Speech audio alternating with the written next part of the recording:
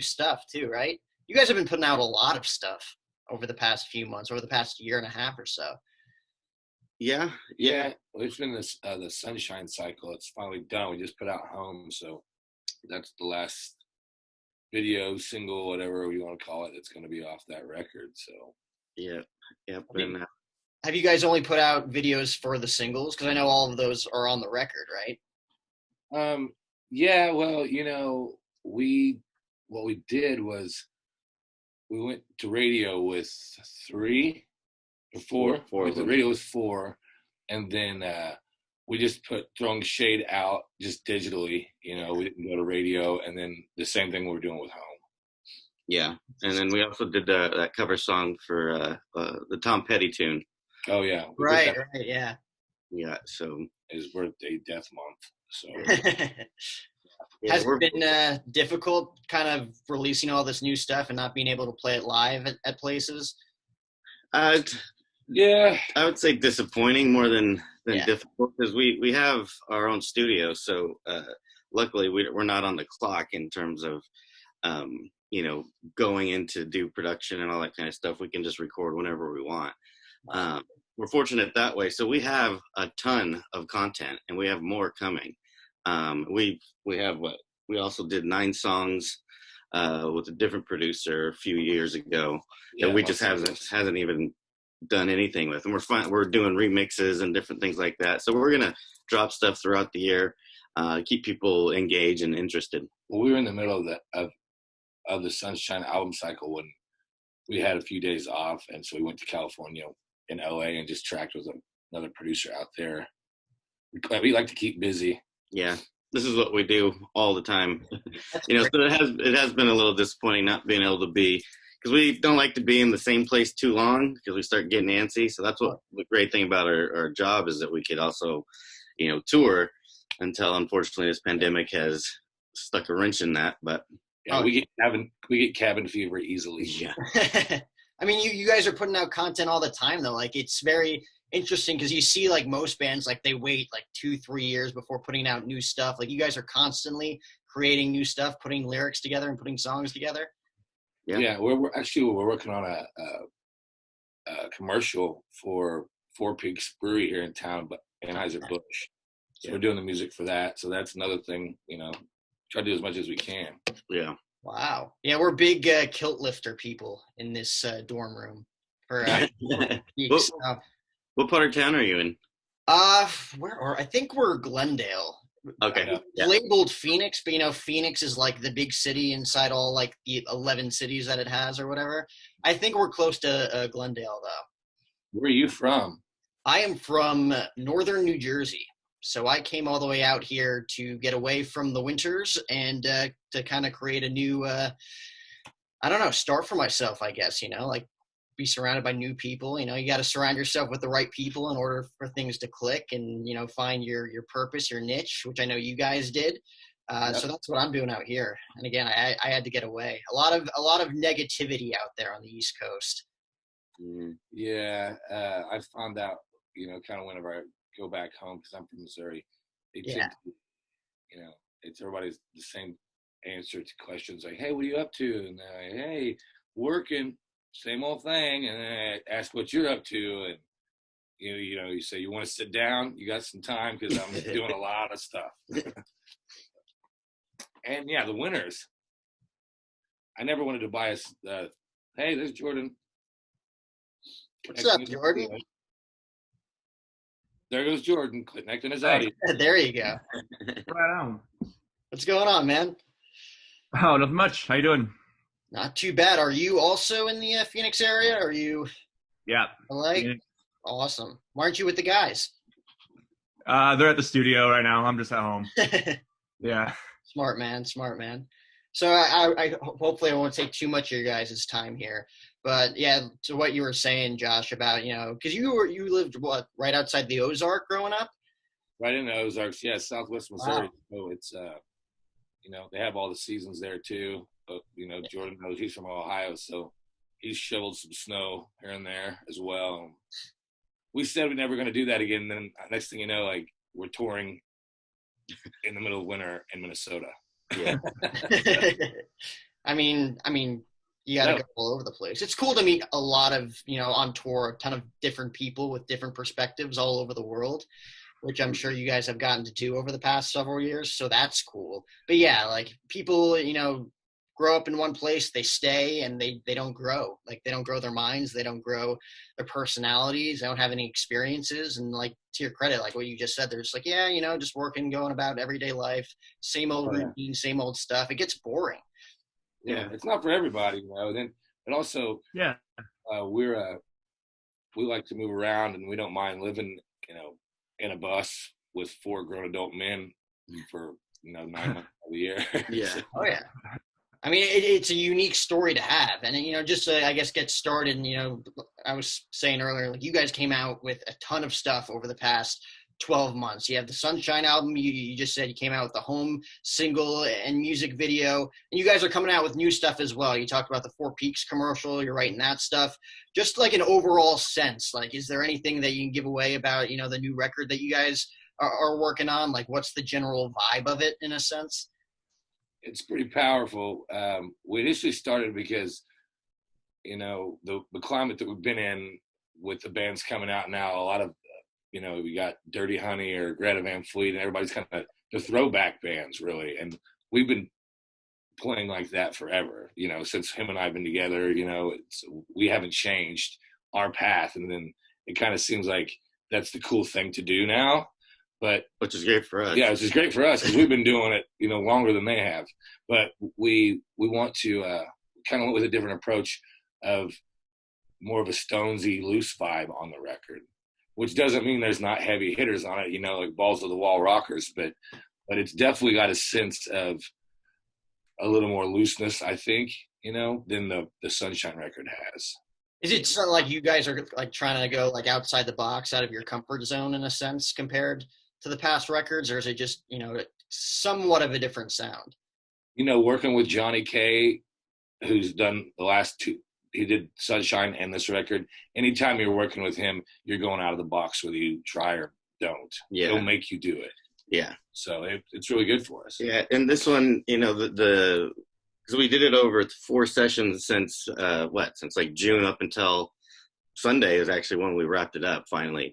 And, working with him, we're Sunshine. And then this one, I think this one, we're learning a lot from him, and he just keeps bringing out more ideas and more creativeness. And so I think that was one of the things that I took from it, is that it's more powerful, and we just were able to work better together, and he was able to challenge us more and pull stuff out of us. Yeah, we packed up and went to the Ozarks in June since we weren't going to tour, we weren't going to hang out for the heat here, Phoenix. Smart, yeah. And everybody back there's Table Rock Lake, and there are the creeks that are close to the house we were staying at our label, and that our label has. So we were just working there from June. We actually did a song with Eddie Kramer, who produced a track for us while we were out there via Zoom, which was pretty great, to get to work with such an iconic figure. And so in the middle of that, we did that. We started with Johnny, we went on to Eddie, and back to Johnny. And then we wound up coming back here, I think, October 20th. Yeah. Oh, wow. So you were gone the entire summer. Yeah. Not till it calmed down, It's dude. too hot here, man. It's way too hot. All the way till Halloween is when it starts to get pretty nice, if you haven't experienced it yet. Yeah, it worked perfect, too. We got out of here early June, 1st June, and back October 21st, and the weather was, good. We were good to go. It was nice. Yeah, I've been out here for 4 years. I've yet to experience a summer. But I know me personally, I'd take 125 over 25 any day of the week. Yeah. That's what pools are good for. Yeah. Yeah. So, go ahead. I said an AC. Yeah. Air conditioning. Have to have that. I don't think this building that we're living in was built in 1949, so we don't have AC. But the weather, fortunately, hasn't been that scorching. So yeah, that's crazy. Not to that point yet. But yeah, you talk about producing with Johnny K. It's like cool to have someone who's going to push you to not only your limits, but like your ultimate creativity. Like he's going to get the best out of you guys. How long, for you three as a group, but also individually, have you been able to, have those experiences where you're like, okay, like this is not the right fit. This guy does not think the way I think. He's not pushing me. Or, like vice versa, in a sense, just in life, like you didn't feel like you were surrounded by the right people until you ultimately, come together, you realize what your mistake is, and you have to start surrounding yourself with the right people, whether it's creating great music or just basic life scenarios. Well, I mean, Josh and I have been together for years, and we've experienced so much together. And I think, like, musically, we had Jim Kaufman, who did a good job, and then Johnny K, who did a really good job. But I think more, to answer your question, would be not so much more on the music aspect, but in the business aspect, is because we've already known what we wanted. We know that we're talented. We just couldn't build the right team. Trial by fire type of thing. Yeah, signing contracts that, dang it, I wish I would have done that because now I can't do anything for another year. Getting shelved, and we've had a major label deal, and it just wasn't right, Yeah, so it wasn't for us. It was with the wrong. And it was nobody's fault in that situation too. It was just our record happened to come out at a time that there was a regime change, and and it just you'll fall in the cracks. So we're not blaming anybody. It's just it just wasn't the right fit. Right. Is the best way to put it. We had that with managers before. People that the thing about the music business is it sucks. It always sucks. Yeah. And there's just that's the only business we, fortunately to do what we want to do and as be as successful as we want to be, and as internationally known, intergalactically known, wherever. And you gotta play the business part too. Yeah, the 95% business and BS for 5% of actually being able to play music for people, which is the whole reason we started doing this in the first place. Yeah. What was, some of your first experiences in that when you realized, like, okay, the music industry is kind of like, it has like a cutthroat mentality. Like, these guys are ruthless. Like, they're trying to put stuff out. Because my brother is an aspiring musician. He just moved to Nashville, and I think he's starting to learn, some of the ropes when it comes to the business aspect of it. Because you could have all the talent in the world, but then, the business side of it, like if you can get past that, then you are truly something special. Like, what was some of those first realizations for the three of you that you were like, oh man, this really wasn't what I thought it was, at least on the business side? Probably our first record contract, because we had signed with Century Media, which is mostly a metal-based record label. So they didn't know what to do with this. They liked us, and their offices happened to be around the corner from the studio we were working in. And we had mutual friends and everything. But when we came on, they immediately started, well, you need a fourth guy. Songs, we don't know where to put you. We're not going to go to radio because you're not a metal band, but you're not a active rock band, and you're not a hot AC band. So we don't know where to put you. So we're going to break you by touring. Well, we would like to think that we're a radio band. And so getting out of that contract was a kind of a pain in the butt. But again, they're not bad people.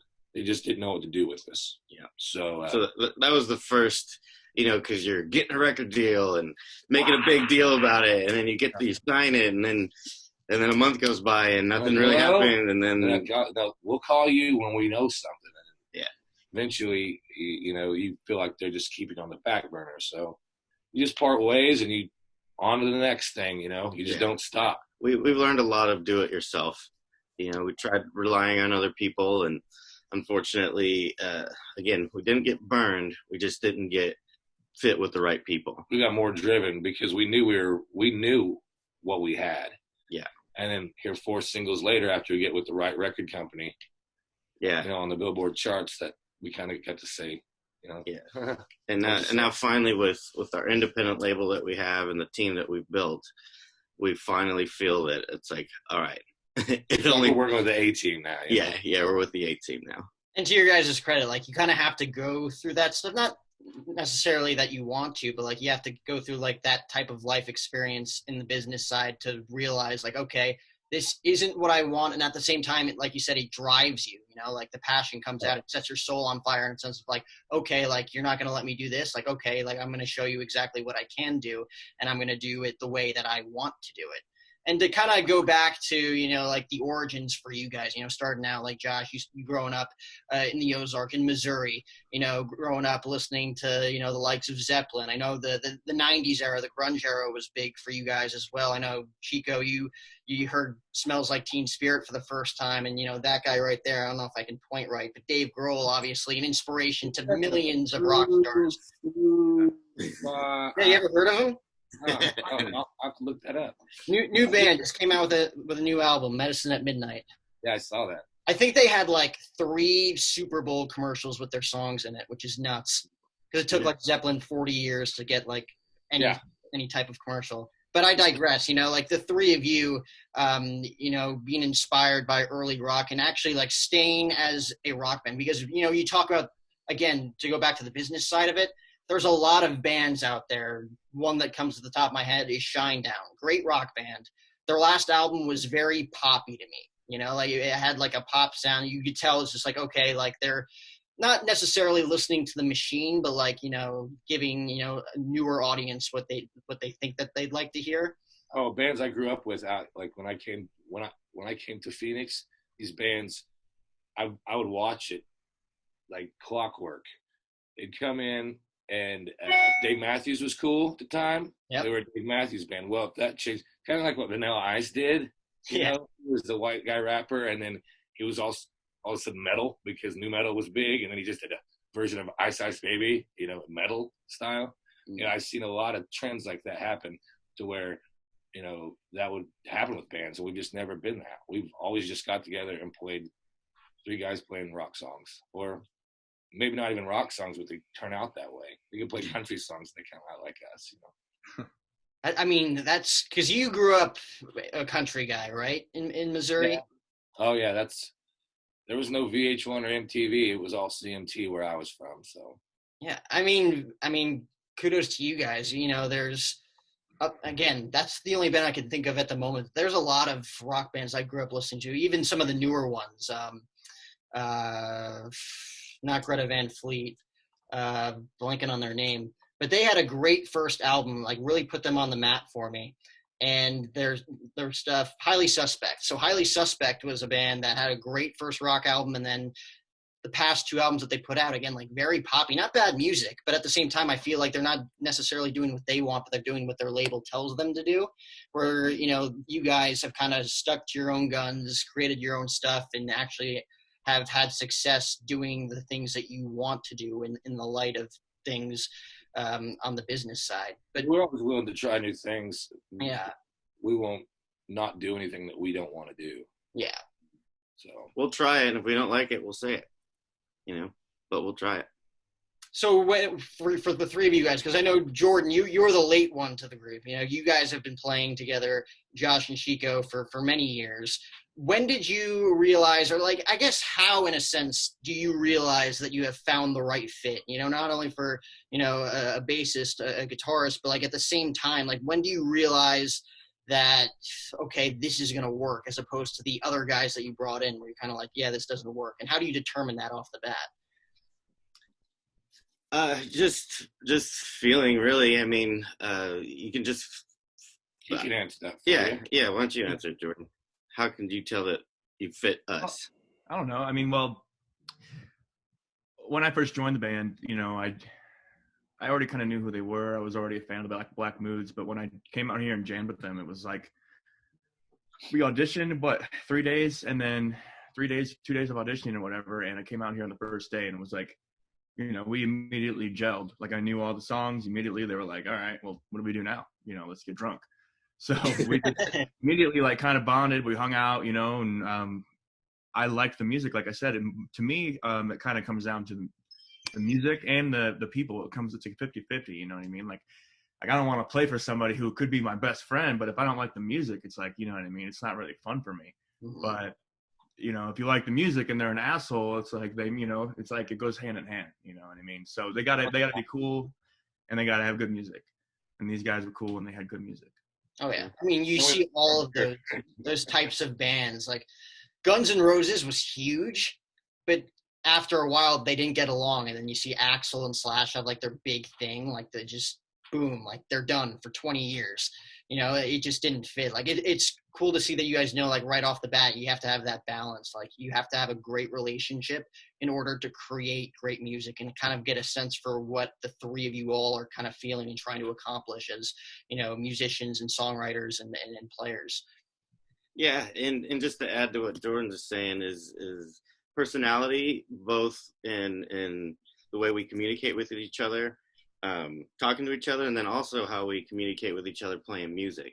There's been so many songs that, do it again. I remember that bass line Jordan started, and I was on the phone with a buddy outside, and I could hear him playing, and I instantly, that bass line just stuck to me. I'm like, Mark, I got to call you back. And I ran in, and then 10 minutes later, Josh jumps out of whatever he was doing. I was in the shower. Yeah, he was in the shower, dancing along to me, Jordan and I jamming, and then he came out with his guitar, and boom, we had a song. It was pretty neat. And that happens a lot. Time, yeah. Yeah, a lot. But that helps. Inspiration just strikes like that. Like you never know when it's going to happen. But we're together all the time. The longest we've ever taken without playing together, we just did over the Christmas break. And that was a month. Right. And we were ready to get back at it. And we've never done that. It's always, we're always in the studio. We're always playing. Or we're hanging out or whatever it is. We're an actual, what you call a band. Yeah. I mean, you're almost a family at this point, the amount of time that you guys hang out together. Yeah, definitely. Absolutely. Totally. It's, as we fight like family, but we know it's like we love each other. We can be heated and it goes away. And then it's like, oh, yeah, whatever. What are you talking about? Brutal. Yeah. But that's what you kind of found during this whole pandemic thing, when a lot of bands aren't together all the time or live together or even in the same city. Some of them didn't make it through it. Some, they haven't seen each other. Even some friends of ours, the band called the Jim Blossoms, those guys hadn't played since last March. Yeah. But they also hadn't seen each other or like literally been in the same room for a year. And I just couldn't imagine that. Yeah. I mean, it's good that you guys all like being in the area. Like you moved to Phoenix from Missouri and kind of, found your niche. Like why did you choose Phoenix? Like what was in it for Phoenix?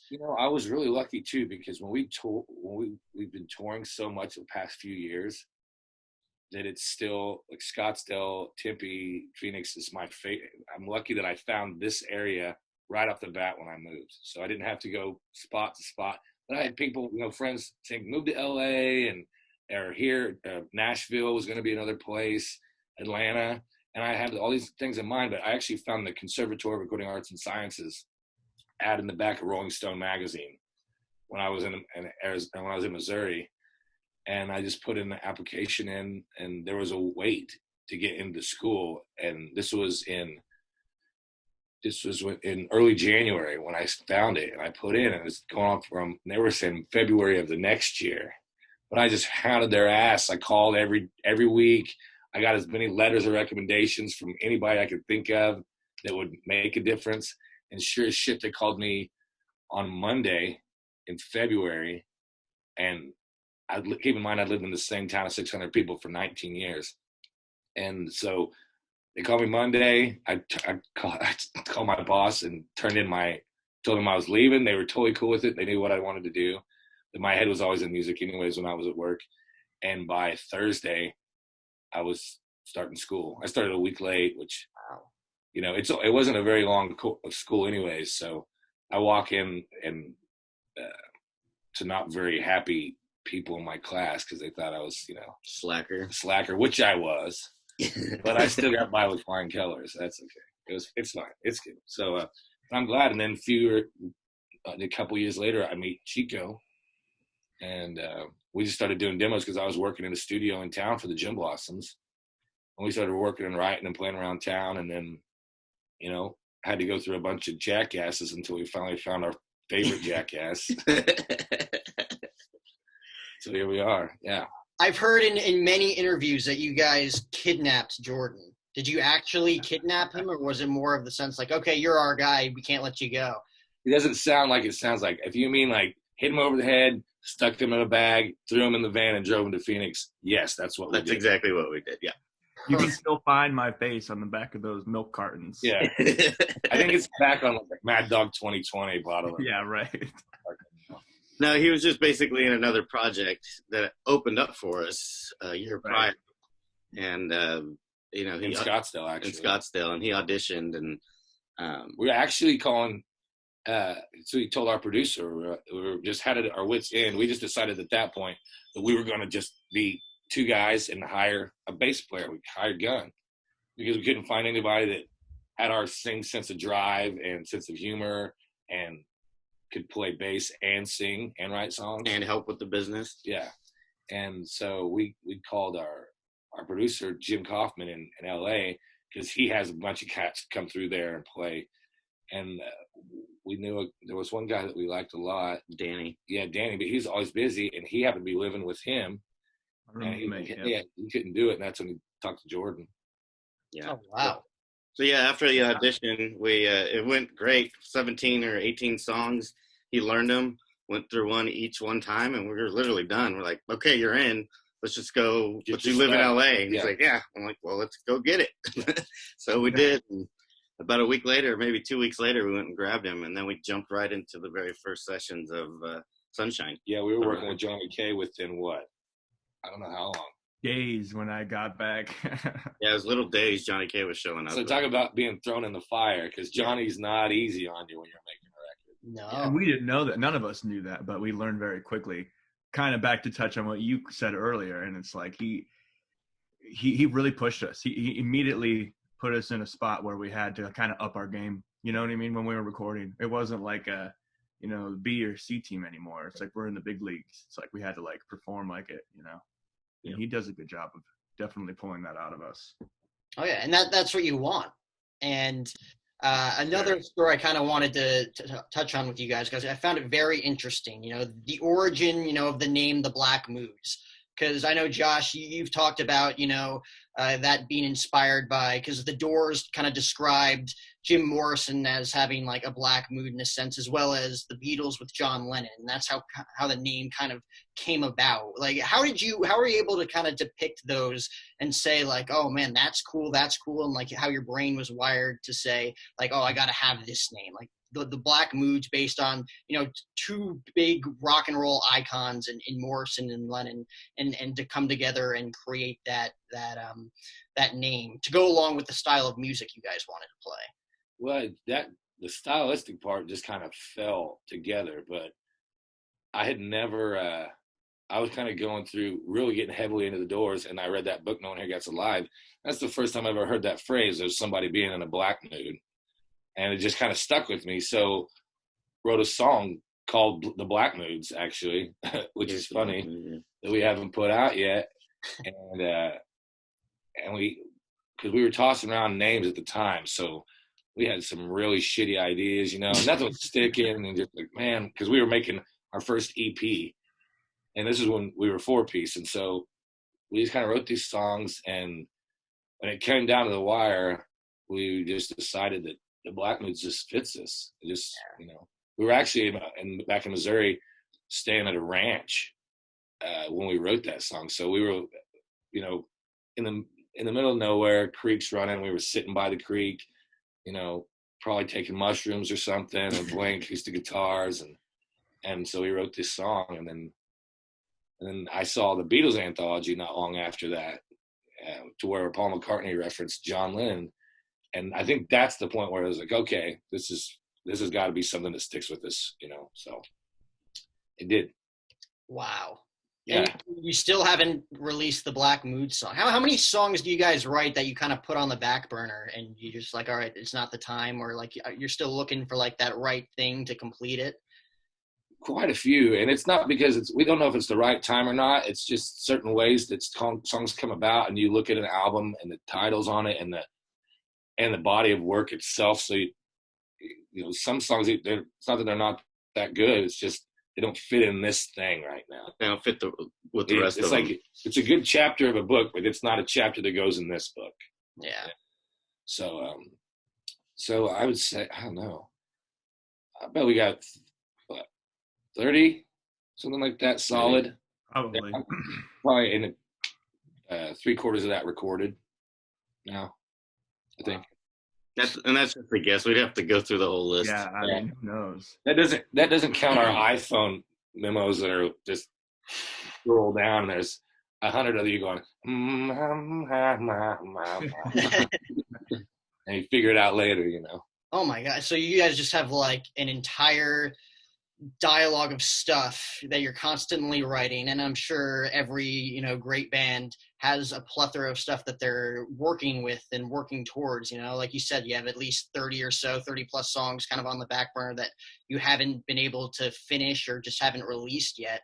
And I think, you know, when you look back at the early 90s, like the Nirvana days, like Kurt Cobain, I think was like a prime example of that. Obviously one of the greatest songwriters of his generation. Who knows how he would have evolved and how he would have, you know, been in 2021 with his songwriting and his talent and his ability to bring it all together. I'm also a film student here in school, and I've been putting together, you know, the short film documentary. Basically, I know it's already been put out, but I was just drawn to it. Was the whole you know, the conspiracy theories of, you know, how he went, you know, with Courtney Love in the mix, whatever happened. You know, I'm not a conspiracy theorist, but like the story's interesting enough to say like, like there's a lot of connecting dots here. I want to get all three of your guys' takes on this. And again, like to me, like that didn't happen, but was Kurt Cobain murdered or did he commit suicide? What's your guys' three takes on that? Pretty sure suicide. You know, I can't. I guess I've watched that. There's called a Kurt and Courtney doc. It's a documentary on them where there was a private investigator hired to figure out. But you know, it's just all the shit he was going through. You know, just pain wise, the guy wasn't hurting all the time. You know, he had probably Crohn's before Crohn's was. Everybody knew what the hell it was.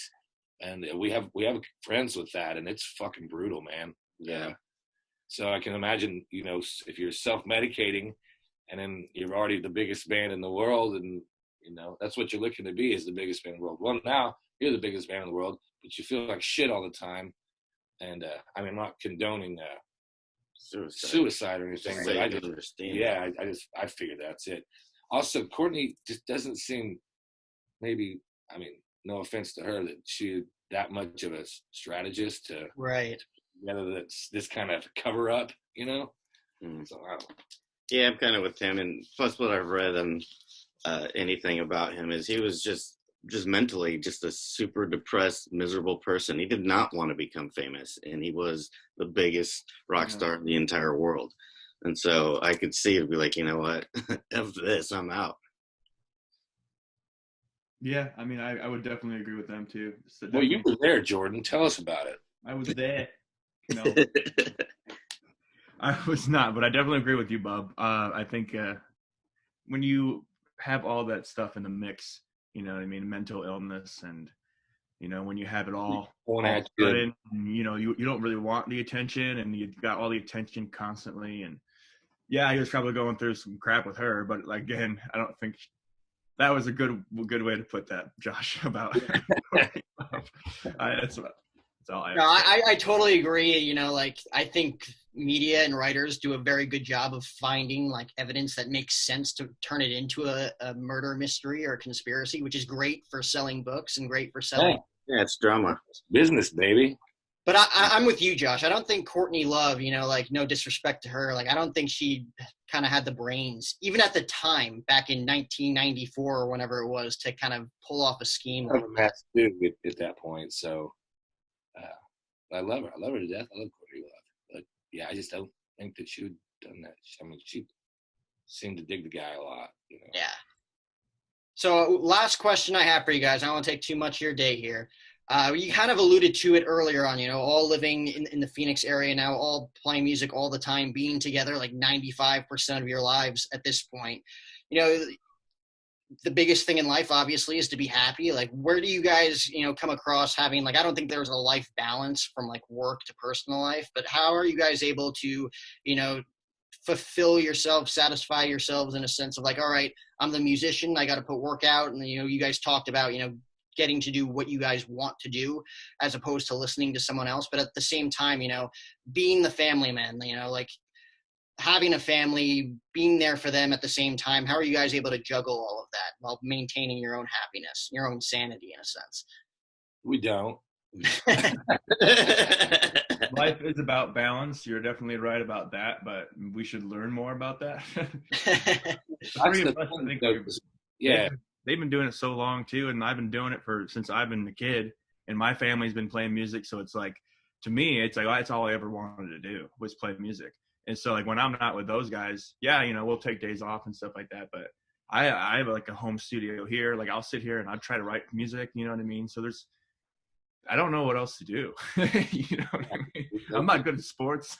Yeah, everywhere we go, yeah, it's hard to play sports and not spill your beer is the problem we find. But it's always a thing, you know. My dad's a musician. Even like, because my son's back in Missouri with his mom, and because we have a house there, and so I'm back and forth a lot. You know, I mean, thank God for FaceTime. I can't imagine how, you know, they did it before that. That would just be brutal. And but there's guitars everywhere. You know, my little boy he walks by and he points at it, and I got to get it down and play it. So I don't complain about that much. And even when we take time off, you know, what little time off we do take, we go for a week, we go out without seeing each other when we're talking all the time, like, hey, what you thinking about? You know, what are you up to? That kind of thing. And so we're always ready to get back to it as soon as, you know, a day or two after we're away from it. Yeah. Wow. And it's great to see, like, you guys, again, like, as a trio, as a unit, coming together, and you're not sick of each other yet, which is very cool to see. Like you argue sometimes, but, like, you guys are able to get past it. Yeah, no, we're brothers. You know, it's really, I really consider ourselves brothers. Yeah. You know, know, the work shows. It's hard to get sick of something that when you can see it and it sounds so, you're so happy with it. You're like, okay, it's worth it. It's worth it. So is this show at the Wasted Grain this weekend going to be your first live gig in a while, or have you guys been able to play at some bars recently? Nah, probably in a few months. I mean, because the holidays, we haven't played anything since November, I believe. So yeah, so we'll see how this goes. Yeah, the seated events are interesting, but yeah, it's like playing dinner theater. You know, it's really strange. Yeah, because this place we played before, and you know, get like 600 people in there, but your sardines. This time they cut the capacity. Everybody sitting down. So there's not even going to be. It sold out so fast that they added another date, but it only, you know, a couple hundred tickets that people were getting the release. So. Wow! So sit down event for a big rock and roll band. That's gonna be fun. Yeah, there'll be a lot of dinner theater jokes those nights for sure. Yeah. You guys have stuff prepared just to kind of break the ice with those types of people? Jameson. Yeah, he helps break the ice a lot. So yeah, we don't really talk much during our shows. He would be the one. We just play music. That's what people are there to see, and that's what we're there to do. And that's what you guys do best. Well, I want to thank you guys so much for being gracious enough to take time out of your Tuesday afternoon to speak with me. Thanks to Kelly for setting this up. As always, I wish you guys the best of luck this weekend, and you know, don't do anything stupid. Stay safe during these really wash our hands. I promise. Yeah. Thank you, Dad. Thanks, Dad.